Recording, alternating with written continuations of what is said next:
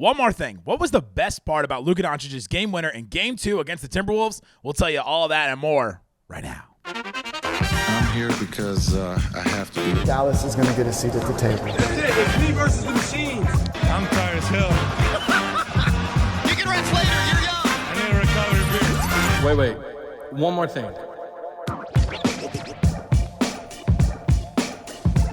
Welcome. You're still locked on to the Dallas Mavericks. My name is Nick Angstadt, media member and your best friend covering the Dallas Mavericks for the Locked On Podcast Network, your team every day. LinkedIn Jobs helps you find the qualified candidates you want to talk to faster. Post your job for free at linkedin.com/LockedOnNBA. That's linkedin.com/LockedOnNBA to post your job for free. Terms and conditions apply. It's the one more thing, the bonus episode of Locked On Mavs. You can tell my voice is almost gone. It was not from screaming at the game. It's just from travel and all this. But I want to go through Luka's game winner. I want to talk about the best parts of Luka's game winner because it was an absolutely monumentous moment. It was a huge, huge shot, and it deserves its own breakdown of it, basically. And so I've got a bunch of stuff here, and so we'll get through it. We'll talk about all the best things about Luka's game winner.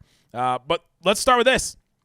The best part, Mavs are up 2-0 on the road. They put the Mavs up 2-0. That is the best part about this game winner to me, is that, yes, he gets a shot. Yes, it's an amazing moment. Yes, we're going to look back on it and remember it in so many different ways. But the Mavs are up 2-0 on the road against the Timberwolves. Teams that are up 2-0 win the series 90% of the time. 58-6. 58-6. When teams go up 2-0, they win the series. Matt Moore posted that teams that are 2-0 go up 2-0 on the road are 16-0. It's pretty good. It's pretty good. It's pretty good. And so now the Mavericks have this massive advantage. They've got home court now. They win one of these next two at home, and the series is basically over. The series is basically over now if you look at this. If you just look at those numbers, 90% of the time, teams win when they go up 2-0. Just 2-0, even if they were at home. But it put the Mavericks in a really, really great position. And I think that's one of the reasons why this is that's the best thing about this game winner, is that it put the Mavs up in a big way. The Mavs now have this advantage. The Mavs have not even played that well. Like, you and I know that we've seen this Mavericks team play better in certain instances. First half of both games, they did not play that great. Would you even say they played good? That's the thing, is the Mavs just keep finding ways to win.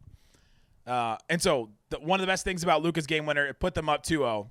A great moment, great situation.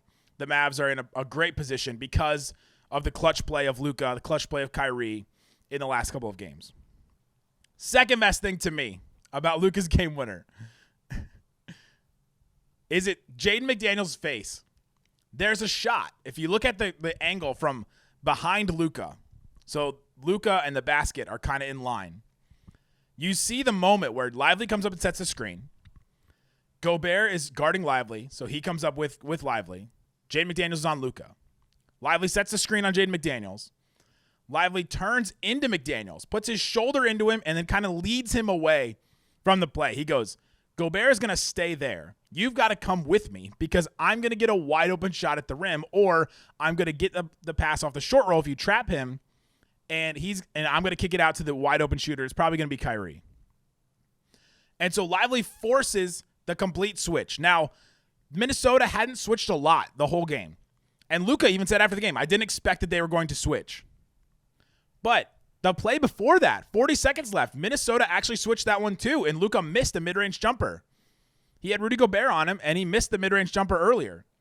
And so this is not like the only time that they did it, but they didn't switch very often. They have not switched very often this whole series. But Lively leads McDaniels away, does a great job of making sure that McDaniels is not part of the play. And as soon as Lively leads McDaniels away, from this angle, from behind Luka, you can see Jaden McDaniels' face go, oh, man. Like, you just see the dejection on his face, the disappointment, I just know what's coming. I could just feel what's coming. Rudy is left alone on the island. We left him alone on the island with Luka. What's going to happen? And you just see his face make this expression of the dejection, of the disappointment, of all of that. And Lively helped make that happen. And so to me, that's another big part about this, is that Lively helped facilitate that, make that switch happen, and make sure that Luka got the one-on-one against Gobert that he wanted. That's the matchup he hunted. That's the matchup he wanted. Luka screamed, "You can't guard me," at Gobert, and I think he meant it. And I think he knew that. And none of the Mavericks afterwards are saying, "Oh, the plan was to get a 3 for Luka against Gobert." Nobody's saying that. Kid didn't say it. Kyrie didn't say it. Luka didn't say it after the game. They just all wanted the best possible play. And so if they're going to give up that switch, they'll take that. The Mavs will take that. And you got to give Lively credit for making sure that happened. He basically led Jaden McDaniels. He ushered him away. He was like, "Here you go. These are my confessions that you should go over into the paint and not stay here." Yeah. They also built to that moment. The Mavs had built to that moment for the first 2 games, basically, because I think that if Luka hadn't destroyed the drop as often as he did in this series so far, Jaden McDaniels is guarding Luka.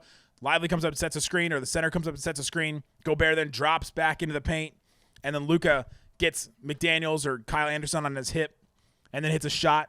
If he doesn't do that throughout the whole rest of the game, maybe they don't switch. Maybe they just stick with what was working. But Luka had killed the drop so many times that they had to go with the switch because it's too quick. It's too fast. You can't give Luka that much time. The time that it takes for the defender on his hip to recover and get around him and get to a guarding position is too much time for Luka, and he'll get a shot off, of course. So Jaden McDaniels' face is one of the best things to me about this whole thing, is just because they built to that moment. Lively helped make it happen and facilitate it. Luka didn't expect the switch. The Timberwolves hadn't really switched very much before, but the Mavs had sort of it's playoff basketball. It's what I talked about in the Thunder series. Everything's broken down to the studs, and it feels like this series we're already kind of getting there 2 games in, where the offense just ends up being one guy against one guy in a switch, and you just go from there. And I thought that it was just an amazing sequence of events, and you see Jaden McDaniels' face, and it just represents exactly what was built to that moment for Luka to get that shot off against Gobert, the defensive player of the year, by the way, multiple times, 4 times, to make that happen. It was an awesome moment, and Jaden McDaniels' face encapsulates all of that. So if you haven't seen the clip, go look at it, because it is worth looking at. Oh man.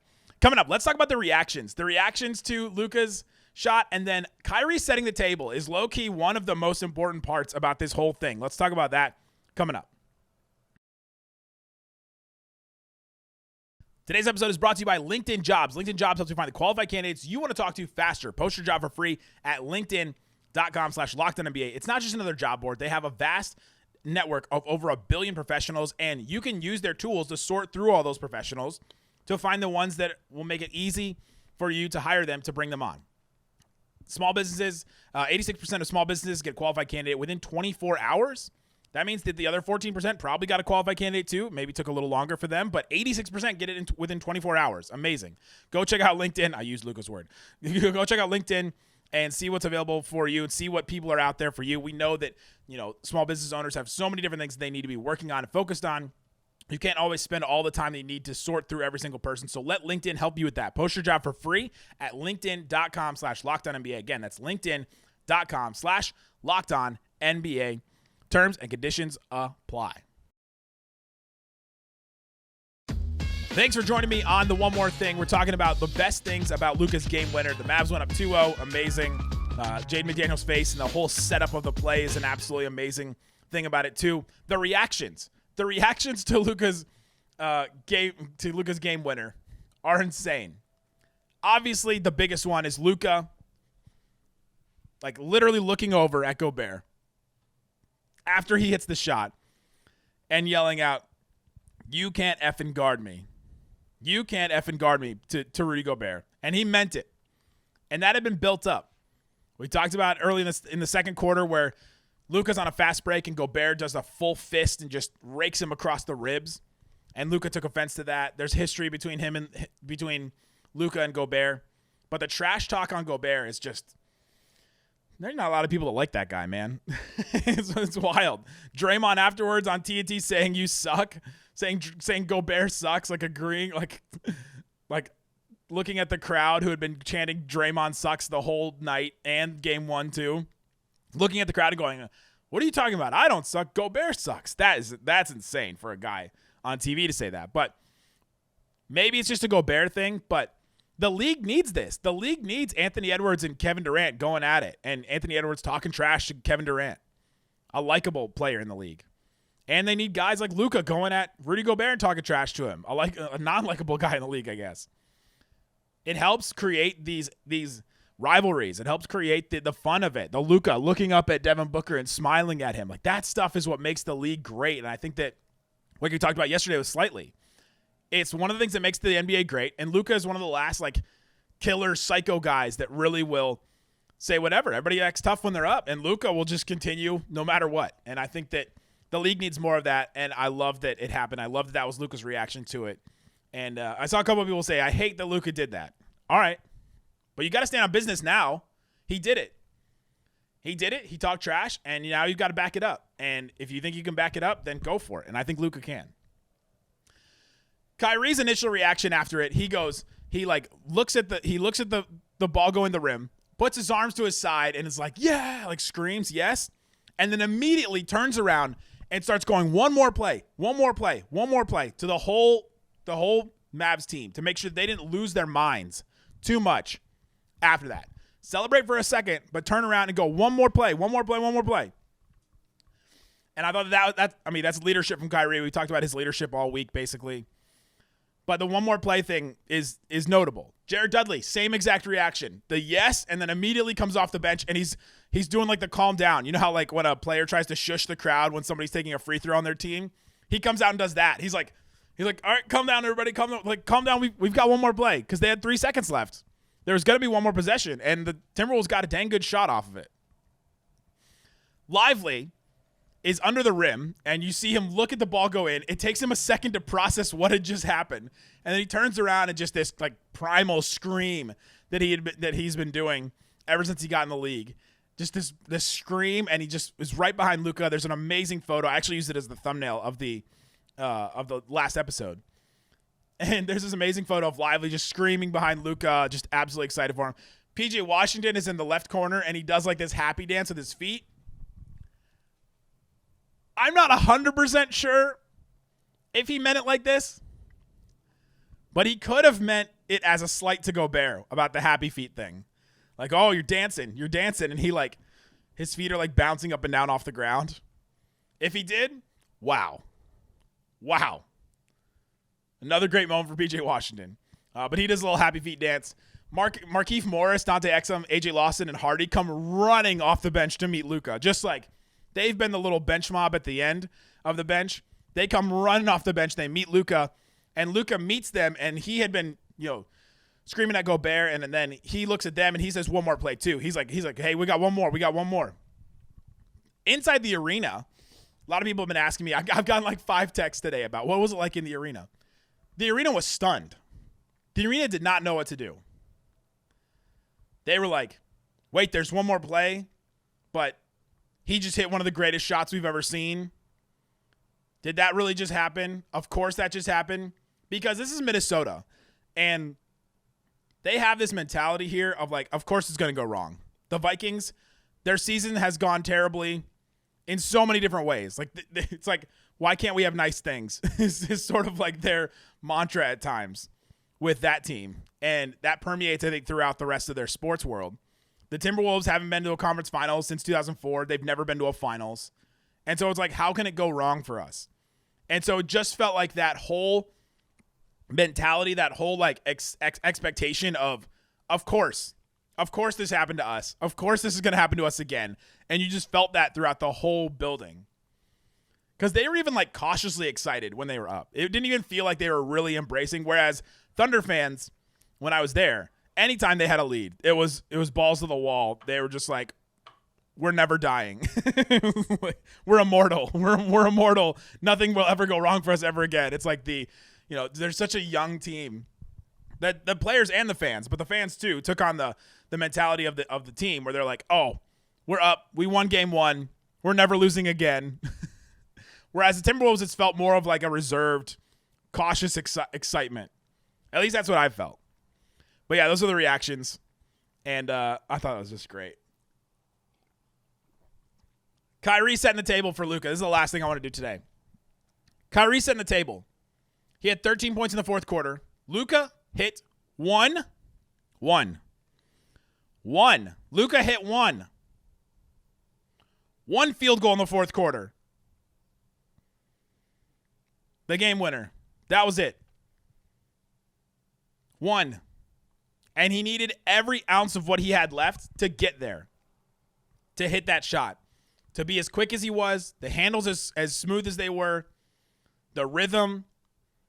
The burst to do the step back. What was Luka's quote after the game? I'm not fast, but I'm faster than him, he said about Rudy Gobert.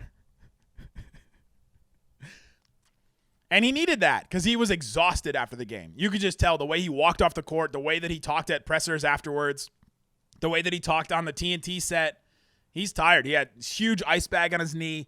Everything's wrapped up. I mean, the knee injuries are not like completely fixed. He's able to play, and he's able to play pretty well still, obviously. But like, he needed everything he had left for that shot. And Kyrie was able to set the table. Kyrie hit 7 shots total in the game, 4 of them in the fourth quarter. Insane. He hit a pull-up 3 with 11:20 left in the fourth. Conley right in his face. He hit the 3. A couple plays later, he hit a 3 where Nasri just got caught flat-footed guarding him. He hit a catch-and-shoot shot where Anthony Edwards got lost. Gobert actually looks at Anthony Edwards while Kyrie is about to get the ball and points back at Kyrie saying, hey, you've got to go guard him. He's trying to point to where Anthony Edwards is supposed to be, but Anthony Edwards just got lost in translation. And Kyrie hits a 3 there, a deep one. And then a minute 5 left, Kyrie literally set it up for Luka, where he hit a corner 3. Luka got doubled. The Timberwolves are all over the place, and I don't think they meant to double Luka, but they ended up doing it, and Kyrie's the one that got open. And he hit the 3 that cut the lead to 2, which literally set it up to be 106-108. And Luka hits the 3, and it ends 109-108. Kyrie hit the last shot before Luka hits the game winner. He set the table, 13 points in the fourth quarter. Luka only hit 1 field goal in the fourth quarter. Kyrie set it up for Luka. He needed every ounce of energy he had left, and Kyrie gave him the opportunity to do that. I thought that was amazing. Those are the best things I thought. Let me know in the comment section what's the best part about Luka's game winner. I'm sure there are a lot of other things that you could point out, and man, it's so awesome. The Mavs are up 2-0 now. Luka hits this game winner, an amazing, amazing postseason play. Tomorrow we'll get into more of why the Mavs are up 2-0, just some general team thoughts, so we'll do that tomorrow. And then, of course, Slightly Now will be back for the game 3. We probably will be both in person, so we'll see what happens there. Guys, thanks so much for listening to Locked On Mavs. Peace out. Boom!